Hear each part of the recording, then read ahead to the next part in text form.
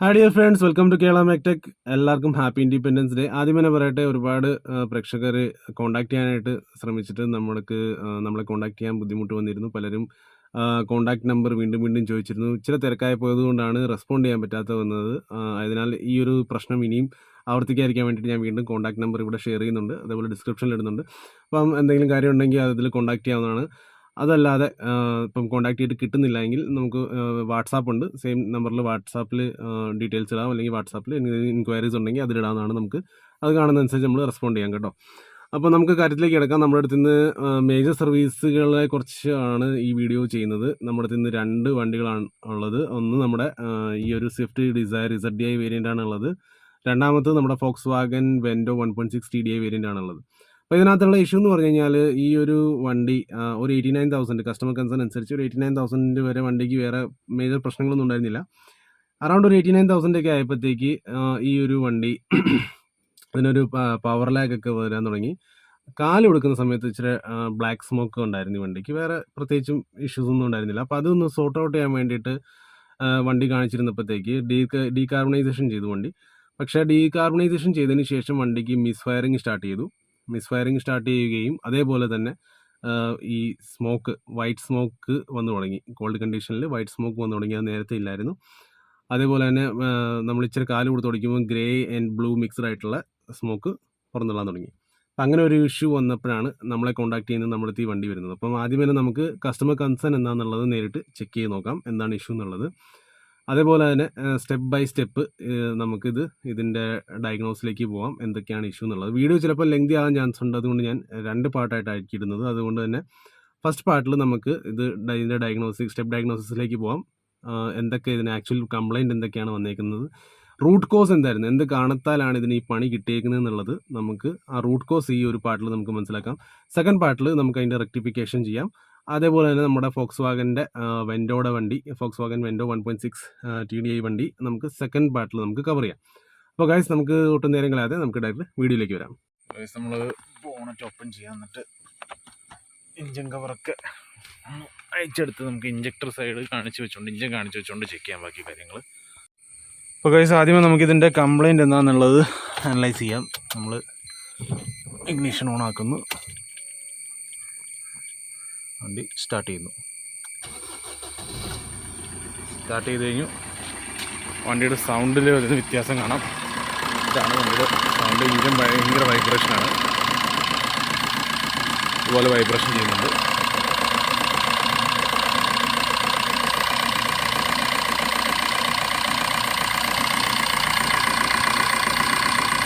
അതുപോലെ സ്മോക്ക് കാണാം. ഇതാണ് സ്മോക്ക്. ഇതുപോലെ സ്മോക്കുണ്ട്. ഓക്കെ, അപ്പോൾ നമുക്കിനി ഈ കണ്ടീഷനിൽ ടെസ്റ്റ് ചെയ്യാൻ പറ്റാവുന്ന കാര്യം എന്ന് പറഞ്ഞു കഴിഞ്ഞാൽ, ഒരു മണ്ണെണ്ണ സ്മെല്ല് പോലെ ഉണ്ട് ബാക്കിൽ നിന്ന്, നമ്മുടെ എക്സോസ്റ്റിൽ നിന്ന്. 1 by 1 ഓരോ ഇഞ്ചക്ടർ നമുക്ക് വിടിയിച്ച് നോക്കാം, സ്മോക്ക് കുറയുന്നുണ്ടോ എന്നുള്ളത്. സിലിണ്ടർ നമ്പർ 1 നമുക്കൊന്ന് വിടിച്ച് നോക്കാം.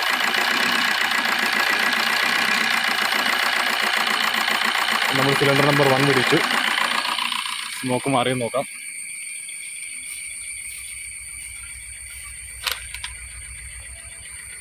സ്മോക്ക് ലേശം കുറവുണ്ട്, പക്ഷേ സ്മോക്ക് സ്റ്റിൽ ഉണ്ട്. അത് കൊടുത്തിട്ട് അടുത്ത സിലിണ്ടർ നോക്കാം. നമുക്ക് അടുത്ത നോസിൻ്റെ കണക്ഷൻ പിടിച്ച് നോക്കാം.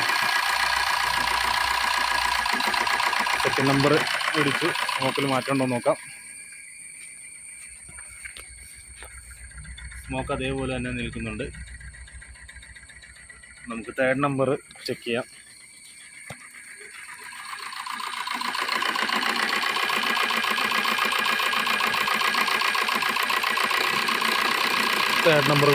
സെക്കൻഡ് നമ്പർ കൊടുത്തു. തേർഡ് നമ്പർ നമ്മളിവിടെ റിമൂവ് ചെയ്യാണ്.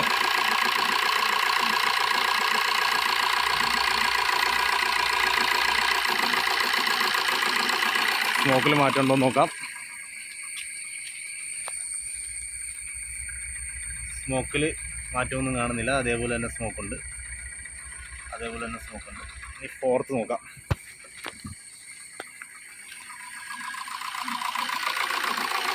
ഈ തേർഡ് നമ്മളിവിടെ കൊടുത്തു.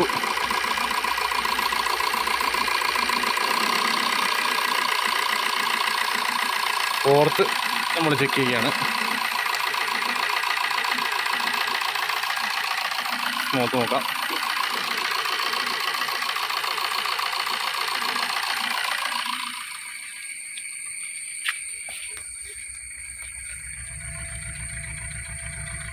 ഫോർത്തിലും സ്മോക്ക് കാണിക്കുന്നു.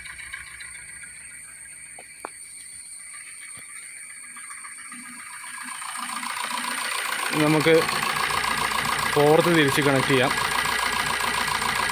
കണക്ട് ചെയ്തിട്ട് 1 ഒന്ന് റിമൂവ് ചെയ്ത് നോക്കാം. 1ൽ എനിക്ക് ഇച്ചിരി കുറവ് തോന്നിച്ചിട്ടുണ്ട്. ബാക്കിയുള്ള ഇഞ്ചക്ടേഴ്സ് വെച്ച് കമ്പയർ ചെയ്യുകയാണെങ്കിൽ 1ൽ കുറവ് തോന്നിക്കുന്നുണ്ട്.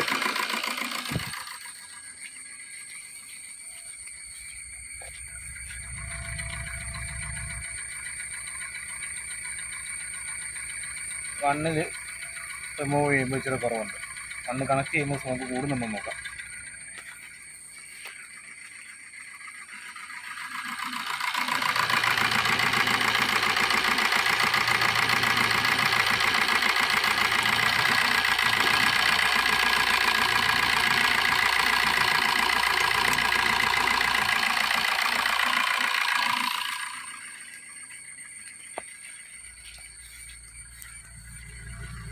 ഇപ്പോൾ നമ്മൾ ഈ കാണുന്ന പോലെ സിലിണ്ടർ നമ്പർ 1 കണക്ട് ചെയ്യുമ്പോഴത്തേക്ക് സ്മോക്ക് കൂടിയിട്ടുണ്ട്.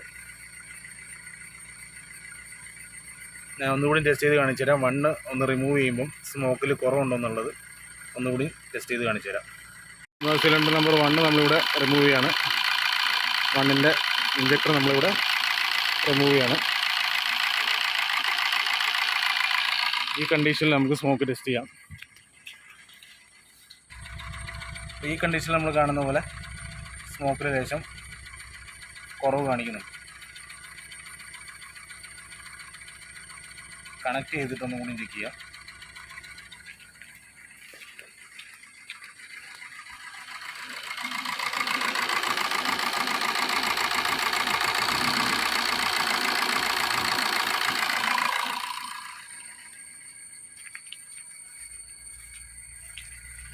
കണക്ട് ചെയ്യുമ്പോൾ സ്മോക്കിൽ കാര്യമായിട്ട് തന്നെ ഇമ്പ്രൂവ്മെൻ്റ് ഉണ്ട്. ഭയങ്കരമായിട്ട് സ്മോക്ക് കൂടുന്നുണ്ട്.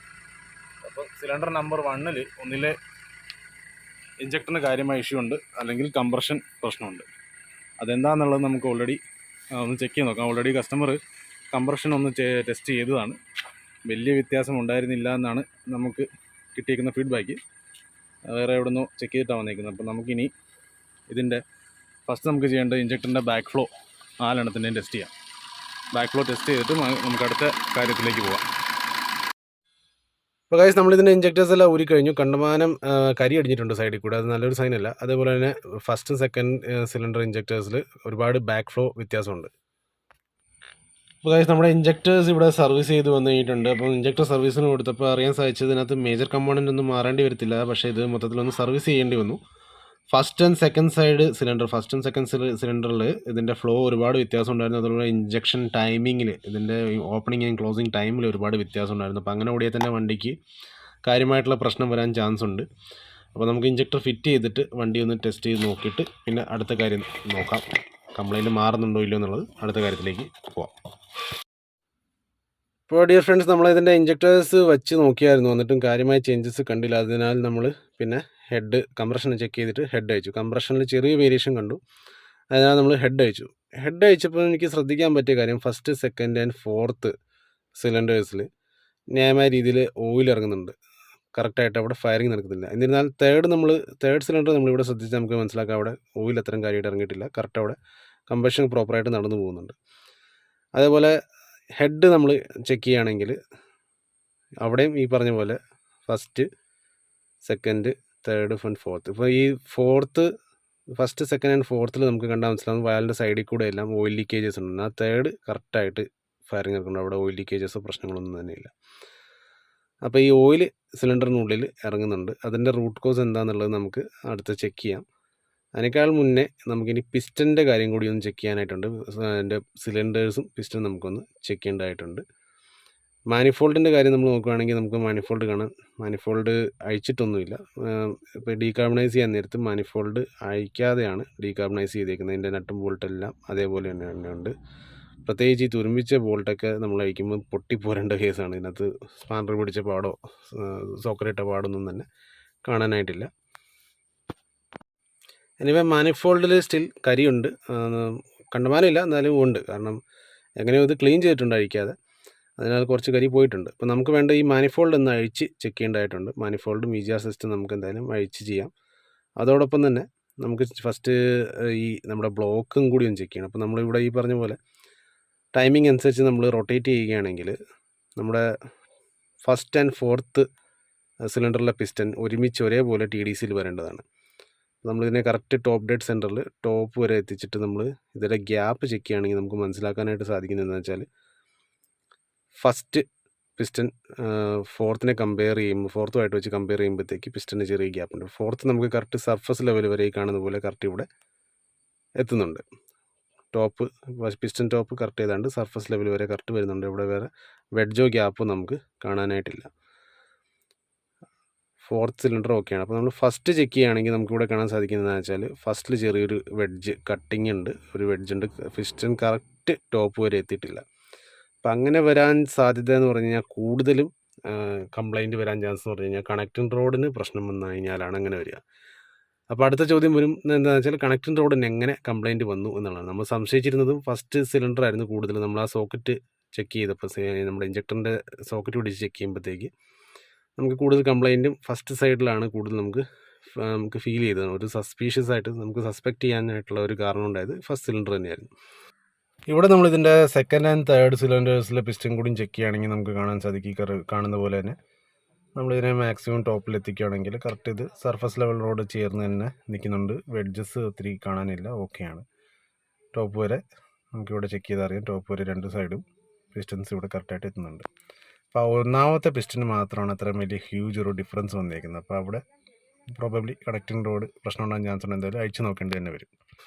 ഇപ്പോൾ കണക്റ്റിംഗ് റോഡിൻ്റെ കേസ് പറയുകയാണെങ്കിൽ ഈ പറഞ്ഞ പോലെ മാനിഫോൾഡുകൾ അഴിക്കാതെ പുറത്തുനിന്ന് നമ്മൾ പല രീതിയിലുള്ള എക്സ്റ്റേണലി പല ഫ്ലൂയിഡോ അല്ലെങ്കിൽ ഗ്യാസസ് ഉപയോഗിച്ച് ചെയ്യുകയാണെങ്കിൽ അത് പ്രൊഫഷണലി ചെയ്യാത്ത രീതിയിൽ എന്തെങ്കിലും നമ്മൾ ചെയ്തിട്ടുണ്ടെങ്കിൽ പ്രീ ഇഗ്നീഷൻ നടക്കും. അതായത് പിസ്റ്റൺ ഇത്രയും ഡിഗ്രി മുന്നേ, അതായത് പിസ്റ്റൺ ടോപ്പ് ഡെഡ് സെൻറ്ററിൽ എത്തുന്നതിന് ഇത്രയും ഡിഗ്രി മുന്നെയാണ് ശരിക്കും ഒരു ഫയറിങ് നടക്കേണ്ടത്. ആ ഫയറിങ് ചിലപ്പോൾ നേരത്തെ നടക്കുകയാണെങ്കിൽ അതിൻ്റെ എക്സസ് ലോഡ് വലിക്കുന്നത് കണക്റ്റിംഗ് റോഡാണ്.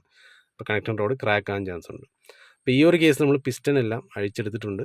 ബോർ ചെക്ക് ചെയ്യുകയാണ്. ബോർ കുഴപ്പമില്ല, ബോർ ഓൾറെഡി നമ്മൾ മെഷർ ചെയ്ത് വേറെ കരിഞ്ഞോ ഒരഞ്ഞോ പാടൊന്നും ബോറിലില്ല. അപ്പോൾ നമുക്ക് പിസ്റ്റൻ്റെ കേസ് നമ്മൾ ചെക്ക് ചെയ്യുകയാണെങ്കിൽ നമുക്ക് കാണാൻ സാധിക്കുന്നത് ഈ കാണുന്ന നമ്മുടെ 1-ാം നമ്പർ ഫസ്റ്റ് പിസ്റ്റനാണ്. ഇതിൻ്റെ ഈ കണക്റ്റിംഗ് റോഡ് നമുക്ക് കണ്ടാൽ മനസ്സിലായി ടോപ്പ് ഭാഗത്തു നിന്ന് ഇതിന് ചെറിയ സ്ലൈറ്റ് ബെൻഡ് വന്നിട്ടുണ്ട്. അപ്പോൾ ഇതൊരു വലിയ പ്രശ്നമാണ്. വേറെ മേജർ കംപ്ലൈൻറ്റുകൾ വരാതെ ആ ഒരു ഇഞ്ചിൻ രക്ഷപ്പെട്ടു എന്ന് വേണമെങ്കിൽ പറയാം ഈ ഒരു സമയത്ത് ചെക്ക് ചെയ്തത് കൊണ്ട്. അല്ലെങ്കിൽ ഇങ്ങനെ ഓടിയിരുന്നെങ്കിൽ വേറെ പ്രശ്നങ്ങൾ വന്നിരുന്നേനെ. അപ്പോൾ നമുക്ക് ഇതൊന്ന് സൈഡിലോട്ട് മാറ്റി വയ്ക്കാം. ബാക്കി 3 സെക്കൻഡ്, തേർഡ് ആൻഡ് ഫോർത്ത് ഇതിൽ പിസ്റ്റനും കണക്റ്റിംഗ് റോഡ് ഓക്കെയാണ്. നമ്മൾ ഓൾറെഡി മെഷർമെൻറ്റ് എടുത്ത് ഓക്കെ, കുഴപ്പമില്ല. പക്ഷേ ഇതിൻ്റെ റിങ്സ് നമുക്ക് എന്തായാലും മാറണം. എന്തായാലും അഴിച്ച സ്ഥിതിക്ക് റിങ്സ് നമ്മൾ മാറിയിടുകയാണ് ചെയ്യുന്നത്. കാരണം കരി ഒരുപാട് മാനിഫോൾഡിൽ നിന്നുള്ളിലേക്ക് ഇറങ്ങിപ്പോയിട്ടുണ്ട്. നമ്മൾ റിങ്സ് നമ്മൾ കറക്റ്റായിട്ട് മാറി പിസ്റ്റനൊക്കെ ക്ലീൻ ചെയ്ത് മാറിയിടും. ഫസ്റ്റിൻ്റെ കേസ് നമ്മൾ പറയുകയാണെങ്കിൽ ഫസ്റ്റിൻ്റെ കണക്റ്റിംഗ് റോഡ് സിലിണ്ടർ നമ്പർ 1-ലെ കണക്റ്റിംഗ് റോഡും നമ്മൾ മാറണം. പിസ്റ്റൻ നമ്മൾ ചെക്ക് ചെയ്ത് മാറേണ്ട ആവശ്യമുണ്ടെങ്കിൽ അത് നമ്മൾ മാറേണ്ടത് തന്നെ വരും. അപ്പോൾ ഇതാണ് ഇപ്പോഴത്തെ ഇതിൻ്റെ ഒരു സ്ഥിതി. അപ്പോൾ അടുത്ത സംഭവം എന്ന് പറഞ്ഞു കഴിഞ്ഞാൽ ഈ സംഭവം ലേത്ത് വർക്കിനായിട്ട് നമ്മൾ കൊടുക്കേണ്ടി വരും. അതിനുശേഷം ഇതിൻ്റെ അസംബിൾ ചെയ്യാൻ നേരത്ത് ഇതിൻ്റെ ബാക്കിയുള്ള റൂട്ട് കോസിനെ കുറിച്ച് നമ്മൾ സംസാരിക്കുന്നതാണ്. അപ്പോൾ ഗൈസ് ഈ ഒരു കണക്റ്റിംഗ് റോഡിൻ്റെ ഇഷ്യൂ എന്ന് പറഞ്ഞു കഴിഞ്ഞാൽ കണക്റ്റിംഗ് റോഡിന് പൊതുവെ ബെൻഡ് വന്നു കഴിഞ്ഞാൽ നമ്മൾ ക്രാങ്ക് ഷാഫ്റ്റ് പക്കയായിട്ട് ചെക്ക് ചെയ്യണം. ക്രാങ്ക് ഷാഫ്റ്റിൻ്റെ ക്രാങ്ക് പിന്നിനോ മെയിൻ ബിയറിംഗ് ജേർണൽസിനൊക്കെ കംപ്ലൈൻറ്റ് വരാൻ ചാൻസ് ഉണ്ട്. മെയിൻ ബിയറിംഗ്സിനൊക്കെ കംപ്ലൈൻറ്റ് വരാൻ ചാൻസ് ഉണ്ട്. അതും കൂടി നമ്മൾ ചെക്ക് ചെയ്ത് ഉറപ്പ് വരുത്തിയിട്ട് ഈ ഒരു ഇഞ്ചിൻ വർക്ക് എടുക്കുകയുള്ളൂ. അപ്പോൾ ഈ ഇഞ്ചിൻ വർക്ക് വരാനുള്ള കാരണവും എന്തൊക്കെയായിരുന്നു എന്നുള്ളത് നമ്മൾ ഇതിൻ്റെ സെക്കൻഡ് പാർട്ടിൽ നമ്മൾ ഷെയർ ചെയ്യുന്നുണ്ട്. സെക്കൻഡ് പാർട്ട് മുടങ്ങാതെ കാണുക. അപ്പം വീഡിയോ ഇഷ്ടപ്പെട്ടാൽ ലൈക്കും ഷെയറും സബ്സ്ക്രൈബ് ചെയ്യാനായിട്ട് മറക്കണ്ട. ചാനൽ ഇതുവരെ സബ്സ്ക്രൈബ് ചെയ്യാത്തവർ ഇത് കാണുന്നുണ്ടെങ്കിൽ സബ്സ്ക്രൈബ് ചെയ്യുക. നമുക്ക് വീണ്ടും ഇതിൻ്റെ സെക്കൻഡ് പാർട്ടുമായിട്ട് കാണാം. Till then bye, take care.